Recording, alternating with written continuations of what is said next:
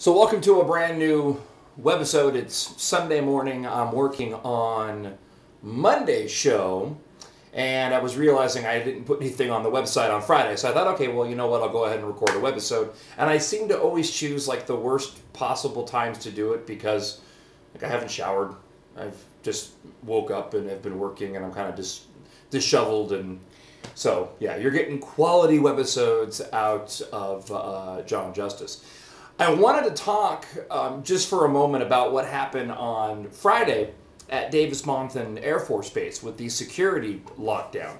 In retrospect, it was an interesting lesson in the news giving out information, trying to report on information, and trying to report on that which is unconfirmed. When I heard about, I was working out over at Evolution Fitness with Danny. When I heard about the lockdown at Davis Monthan Air Force Base, and even just after that, there were several reports he had heard from a friend of his, and then going online and looking at the initial reports, people were commenting of word that there was someone with a weapon, and potentially an AK-47 on base. So, you know, that's when myself as a talk show host, I need to make a decision on whether or not, well, do I want to return to the station? What kind of situation is this? And myself and the program director, Ryan, decided, hey, let's just go ahead and play it by ear. And if I need you, I'll have you call in, because I was driving home after that at the time. I'll have you call in and give some updates, which is what we started to do. Ultimately, we ended up giving out wrong information, unconfirmed-wise. The talk was that there was somebody who was held up in a room, he was armed, and then we heard TPD fire confirm they had a patient, and that shots were fired on base. That patient happened to be a pregnant woman.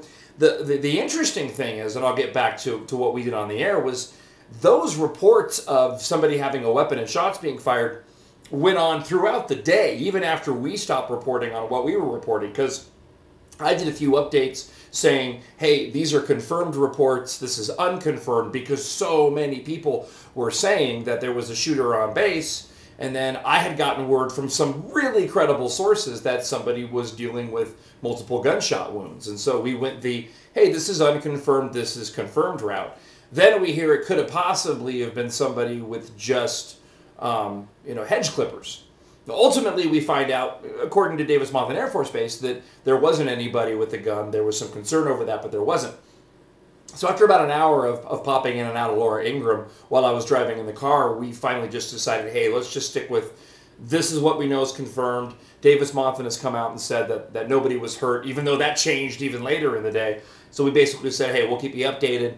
And the only thing that we know for sure is that Davis Monthan is on lockdown. It's not a drill, and they're concerned over security matters.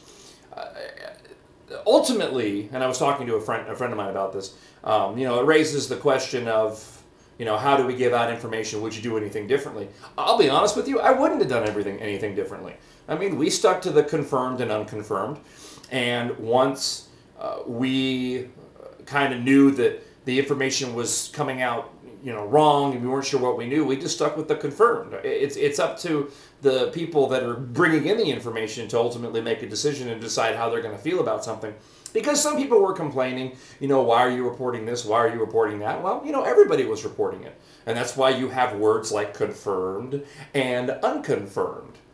And when you're in a fluid situation like that, it's very easy to get misinformation, especially when you're looking at something like Davis Monthan Air Force Base and the concern that obviously people had that something had gone wrong. I'm not necessarily sure Davis Monthan did themselves any favors. We heard about SWAT coming. They were being tight-lipped.